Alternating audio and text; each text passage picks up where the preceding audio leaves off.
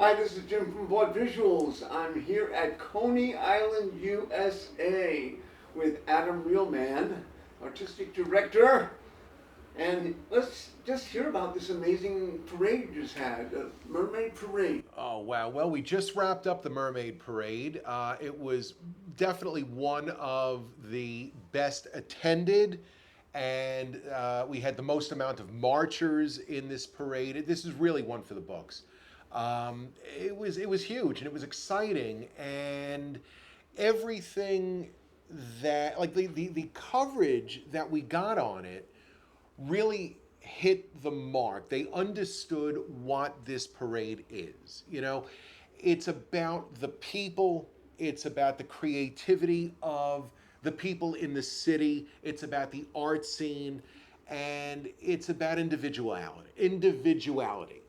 And the press got that. I think for the first time in a while, they honed in on the fact that this is an inclusive parade.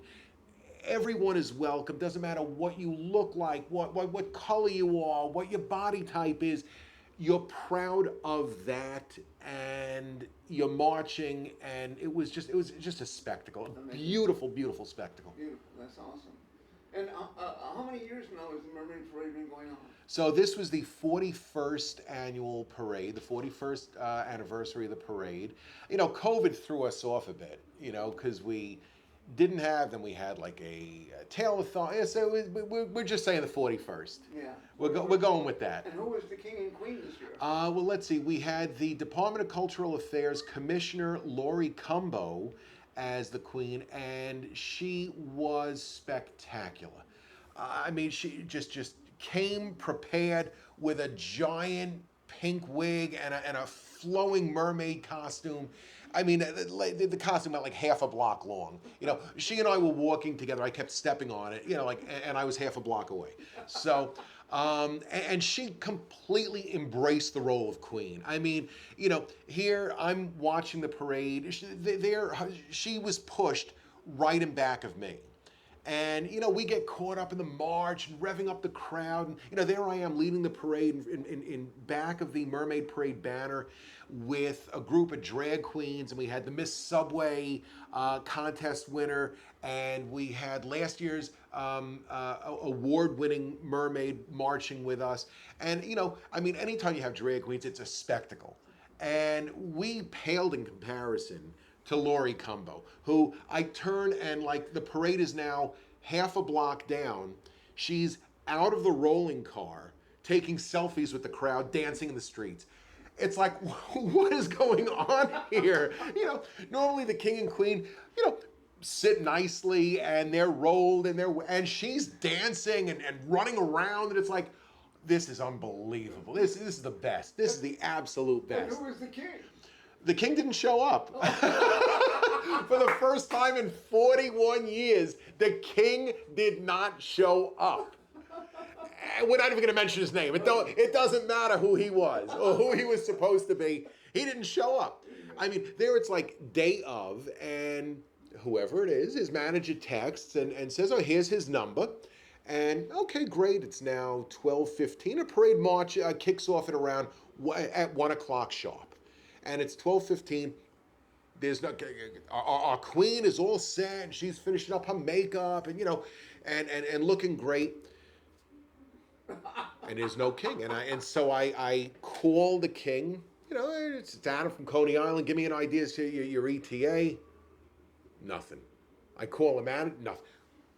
Nothing doing. Such is life. Nothing doing. So it's now 1 o'clock, and I sent the final text saying, we're starting the parade. And we started, but as luck would have it, and this is how the stars completely aligned on this, all right? So Commissioner Cumbo's son was sitting next to her, and they get to the judges' reviewing stand, and I don't know that the judges were clued in advance that the king was a no-show, but they went over and spoke with Commissioner Cumbo's son, whose name is Prince.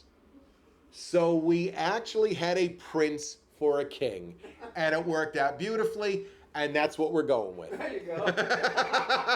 And the rest is history.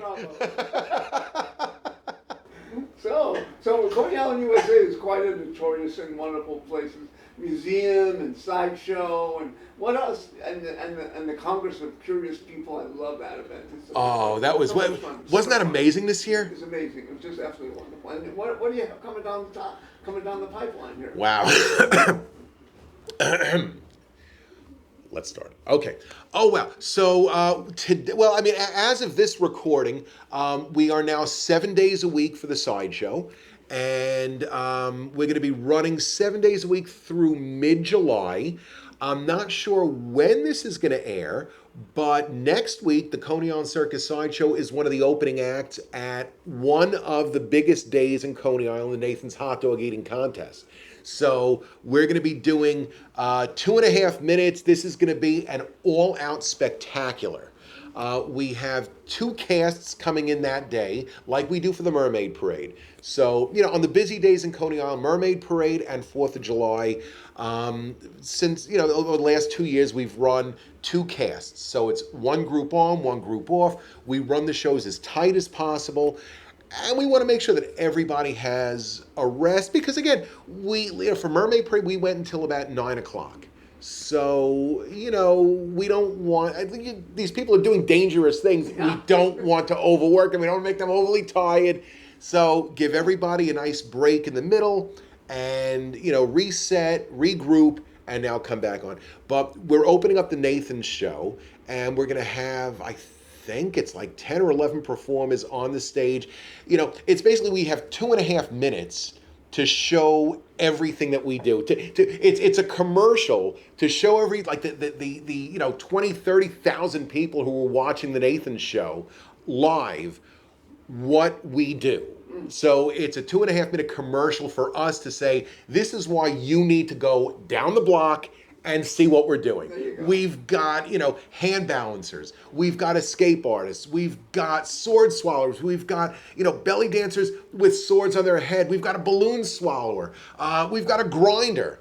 And it's just this all-out spectacular. And so we got that coming up. Nice. We've continued. It's the 25th anniversary of Burlesque at the Beach this season.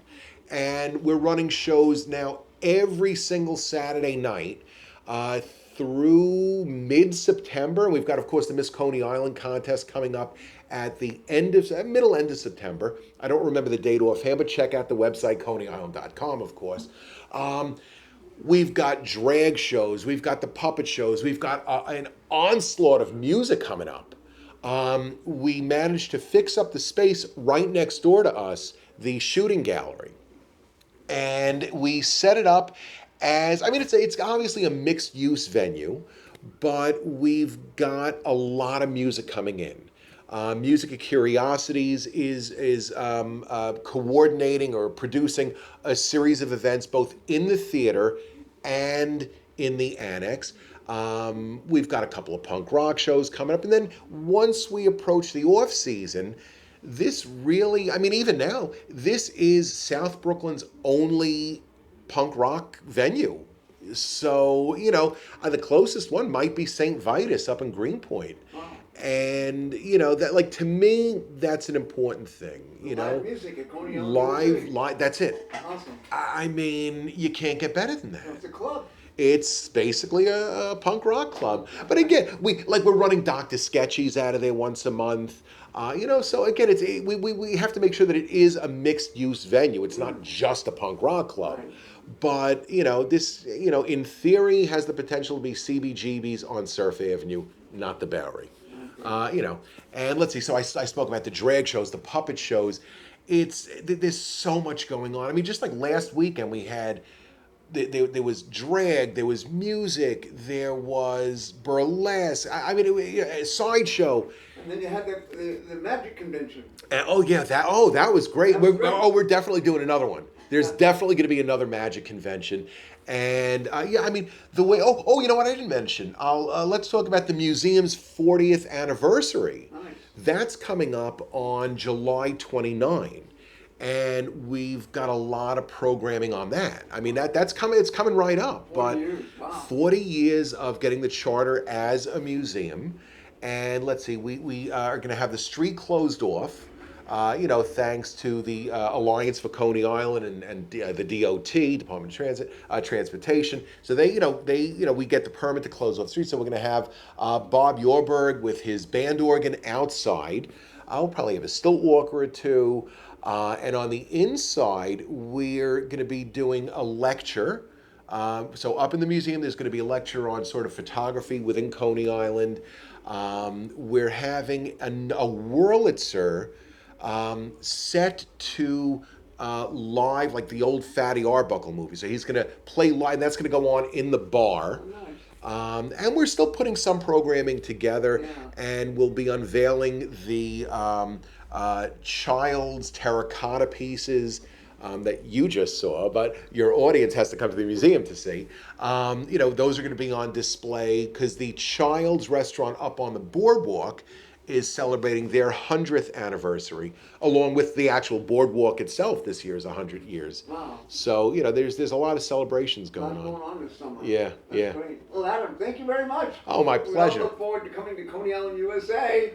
I love it. I love this place. It's always great talking to you and talking to your followers on the blog. And thanks for watching. And please, I'm looking forward to seeing everybody live in person right here at Coney Island, USA. Thanks, Jim. Thank you.